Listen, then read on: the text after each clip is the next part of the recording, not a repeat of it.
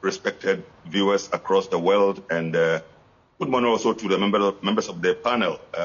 Very erudite people, very well-respected people that I have associated with. And thank you so much for bringing me on board. And then also, I want to thank the chairman of the Peace Council who asked me to represent him on this very important discussion.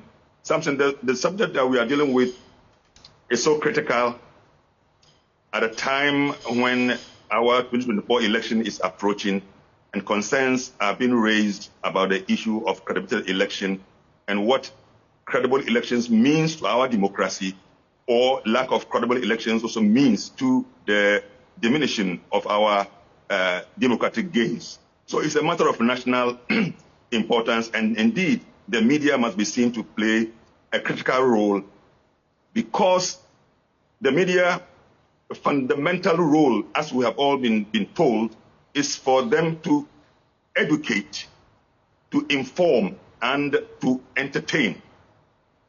Now, in performing this role, the media, instead of informing, can misinform. The media, instead of educating, can miseducate. The media, instead of entertaining, in fact, can cause confusion. So we don't even get the benefit or the circumstance under which we can be beneficiaries of entertainment. And we have seen this happening in other parts of the world. And so it's really, really an important subject that you have decided to discuss today.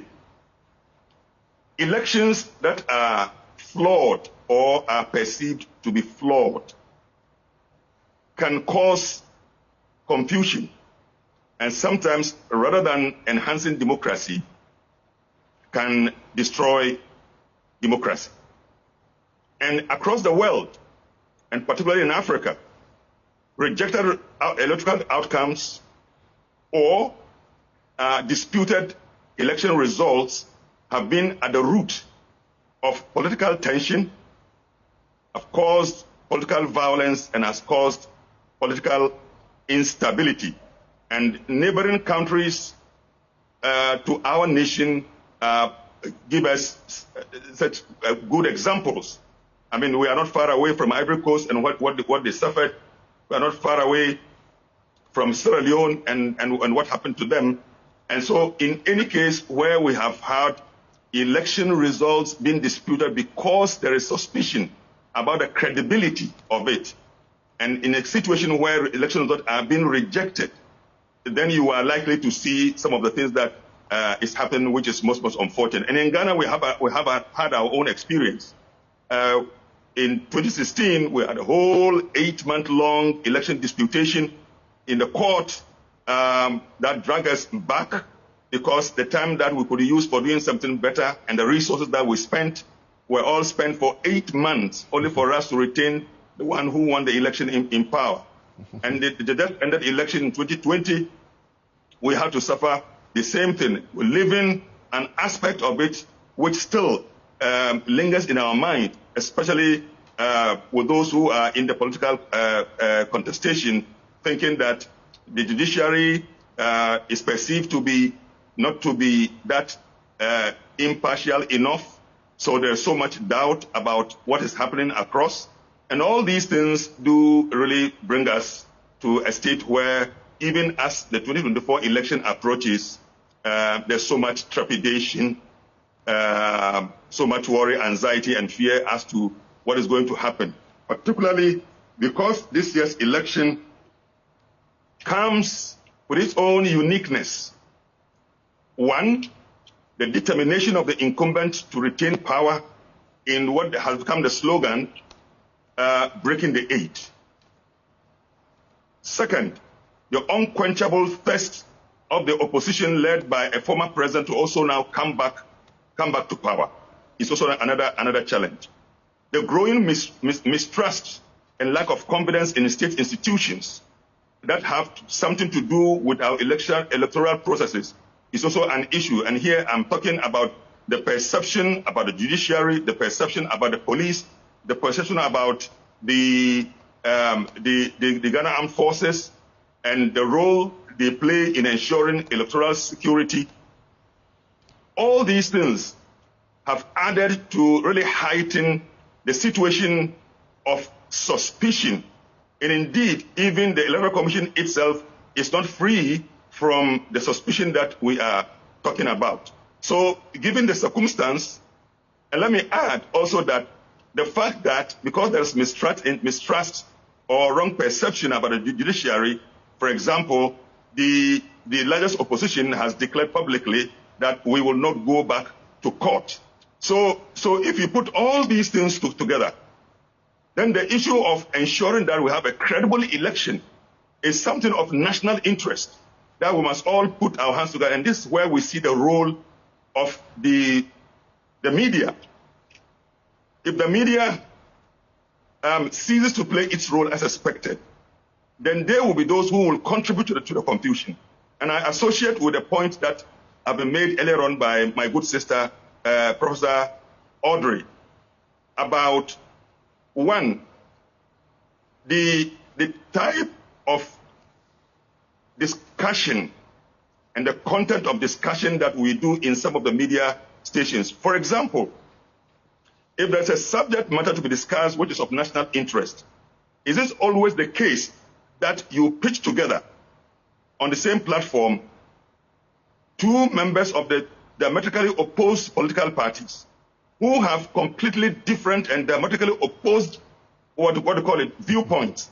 And indeed, in the way they express the viewpoint, it is supposed to do it in a competitive manner in order to destroy or to outperform the other, not to discuss genuinely that which answers to the needs of the time and that which also promotes our national cohesion, our deepening our democracy, and enhancing our peace. Like you have been doing, bringing all of us together, people who are mature, who are nation-spirited, who are well-educated, well-informed, who have a sense of ethics and a sense of appropriateness, sense of propriety. These people have been lined up so that we can share our opinion. But contrary to this, you find in many of the media stations where always it is the case to bring the two dominant opposing political parties, and then the tone of the discussion, the content, the personal attacks, the effusions that they exude against each other sends the wrong signal to the uninformed person who is a grassroots political activist who does not even appreciate the issue very well. And yet, these are the issues and the way that we discuss them, and then we go on, creating more of the confusion. So that's one of the area of the challenges that we think that the media can do something about, so that all the time we bring the right people with the right frame of mind who will be able to, in a more dialogue approach, present alternative ideas and views that seeks to promote national cohesion, and also so that will save us from the national division that we are all experiencing. I mean, secondly, the media can also seek the correct information. For example, the National Peace Council has designed a guidelines for intemperate language and hate speech. The content of this book, we expect that the media, regardless which political party they belong to, can pick on this material and from time to time discuss page by page and topic by topic the various issues that we need to be conscious about, so that we don't use the media to cause more division, particularly the issue that surrounds ethnicity. If the media gives chance for somebody who wants to say something derogatory about a certain ethnic community or tribal community, and that media house allows that to be said, then what is going to happen is that a certain kind of disaffection is going to be created and conflict between two ethnic groups that have lived together in this country for a long time. That is one of the things that I think that the media should guard against. And so in the guidelines to interpret language and hate speech that we have developed, the Peace Council will want to see the media picking this and making sure that the public is well educated on what we all need to do to maintain the peace in the country, and use decent language in our media wavelengths. And thirdly, the media should also try to educate the public on the whys of election, especially in the times when we know that monetization has become trendy in how our politicians buy the conscience of electorates. I think that is something that we have not done so much in the media to educate the public about not the how of election, but the why of election. Because I understand election to be when you vote, it is your sovereignty that you pass on to another person who seeks your mandate in order to represent you as a president or as an MP. But for you to really take money for such a person and then to really vote in accordance with a certain demand because certain money has been given to you, in the first place, you set the tone for a corrupt representative. And secondly, it means that we have no interest in the type of person we want to become our president or the type of person we want to become our MP, because we have sold our conscience. This understanding of the fact that when you vote, it is your mandate, which is God-given, which a trust that you have, which you are passing on to another person, whose request from you is to pass on this mandate so he can give you the service that as a nation we need. This, I think that we have not done so much of this, but we have also been part of the fray, particularly in an era of media proliferation. The social media is awash with some of those things. These are things that we think that the media should be able to do. The media organizations should really look at what are the threats to our peace and what are the things that we can do to enhance credibility of election. When we say credibility of election, what are we talking about? How does the public appreciate what a credible election means? Is it about public trust in the outcome of election? In which case, all institutions that have something related to the elections need to be examined. Transparency with respect to how they are doing their work. All these things are things that the media should help in ensuring accountability, in ensuring inclusiveness, in ensuring fairness, ensuring peace, indeed, ensuring that even in the midst of competitiveness, there is fair ground and fair coverage of any election competitor who needs also to sell his message for everyone to really understand. The media needs to collaborate closely with the Electoral Commission to understand the rules that they have set and be able to assist where it is relevant for them to use their platforms to ensure that the rules that have been set by the EC, as long as they are all approved, especially by the IPAC, are something that the public need to be well educated on. And I'm sure that if we are able to do these, then we can see really the role of the media as an indispensable component of our democratic process, and one that we cannot dispense of, and one that plays a very critical role that we must all appreciate. Anything apart from this will mean that we are deviating from our traditional role and are deviating from the objectives of the media. That is, as I said earlier on, once you fail to inform and seal an operation, then you can misinform, or you can disinform, or you can miseducate, and in miseducating, you misguide the people and help them to also do things that are wrong, that set our country on the path to confusion, on the path to political instability, on the path to post-election violence, as we witnessed during the 2020 elections. Indeed, the scenario of 2020 elections and what happened in the aftermath of it are fresh in our minds. That's why the National Peace Council, in the immediate aftermath of the election, had to organize a whole retreat for all stakeholders, at which the role of the media was also highlighted in the way that I have mentioned. So the National Peace Council is happy with this kind of platform, and we want to encourage the media to do some introspection. In fact, the state media, the non-state media, the political media, the partisan media, all of us must come together and understand that we have only one Ghana. And once we slip into violence, when we cross the borders of our country, we are no more citizens of Ghana, we are called refugees. It's a whole national assignment, and to promote credible election is a collective responsibility. All right. The election management body, the media, the security, the CSOs, and all of us.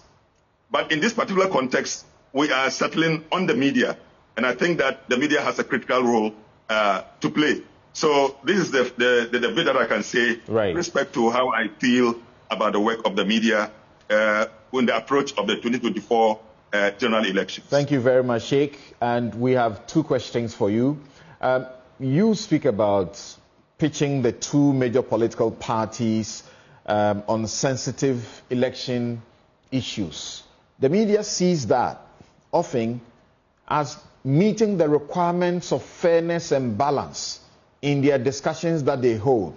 But my substantive question is, CDD and its partners, CODEO included, have just finished organizing what could be termed as responsible election reporting training seminars for journalists selected across the country ahead of the elections. Should the Peace Council not be the one spearheading such, encounters with journalists, rather than wait to react and correct when sometimes the correction may be too late in the day after the trouble has been caused? Thank you so much. Samson, you are aware that in almost all the engagements that we have undertaken with the Office of the Chief Justice, with the CDS, with the IGP, with the political parties' communicators, with the Council of Elders of the political parties, and all those that I can list. In all these, and indeed in the last one that we participated at Peduase, the event at which we were able to get the NDC to decide to go back to IPAC. All these things, we have been able to really draw the media into it for them to see what we are doing. But as I speak to you now, I think next week or so, in fact, we have planned a training program for the media, particularly, and the subject of that media engagement is going to be on the guidelines on intemperate language and hate speech. Because we think that in this season, that is what we must do. I think it has been a concern for us not today. Without the politics of it, I think I will give credit to former President Atta-Mills, who in the aftermath of election got worried and concerned about the politics of insults. And he invited the Christian clergy at Peduase, after which he invited the Muslim scholars at Peduase. I happen to be one of those who represented the Muslims to make a presentation. Since then, I'm yet to see any political leader who has expressed worry about how young politicians have reduced politics into a space for insults, disrespect for the elderly, and also raising tension. So now that we are going to do this, we are expecting that when we call the media and they come and understand and appreciate what it means for us to guard against hate speech, then I'm sure if they want to do journalism of conscience, journalism of ethics, journalism of morality, journalism of national service, journalism of having the heart at heart, the development of our country. All right. Every single journalist, whether you belong to NDC or MPP or any other party, have this at your heart. Now, so next week is one that we are going to do Okay. And hopefully we are able to get the journalists to now probably look at their approach for a better. I was also concerned about the collaboration between the Peace Council and the media. But really, since we're talking about fears that have been expressed by previous speakers, you represent some key institutions, at least the Peace Council, CODEO, and then also the Chief Imam's Office. Are you also entertaining such fears, at least from the Peace Council point of view, and then also from the Chief Imam's point of view? Are you concerned, or you have fears about the fact that the media will not be able to deliver an unbiased and professional coverage of the elections? I think that we would be unfair. We'll be unfair to the media if we give an impression that the media has failed completely or the media is not doing well. I mean, we have lived in this country across political regimes and across political cycles. We are all here, and we have seen how some of the media stations have done very well. And not to flatter you, I think that the Joy News, for example, is one of such very credible stations. The GTV is one such stations that we must all mention. But the fact is that there are politically based media houses or television stations, FM stations. For them, it is doing the bidding or the agenda of the of that politician who sets that media house. Because probably we have not been able to do our due diligence very well, and we have hidden behind the right to establish media stations, so we are unable to identify the political agenda and inclination of the one who established it. So these people are there, and for them, the issue they are dealing with is not so much about the national interest. It's about promoting the interest. And for such people, they give us a sense of worry. They give us cause for trepidation. They set us on a tone for anxiety. Indeed, like I have said, as the election approaches, we are not very confident in our hearts, because we think such type of media houses, if they are not controlled, they can really set the country apart. Okay. And so we are not hopeless, but we think that we are talking about our own reality, and hoping that when the opportunity comes, we'll be able to really come face to face with tech media practitioners and probably draw their attention to the fact that it is a national service we are all into, and the cohesion of our country and the deepening of our democracy is of priority to us, and we can call on them to look at how they can do it in a proper way. Sheikh Aremeyaw Shaibu, we are grateful for that change speaking there today here on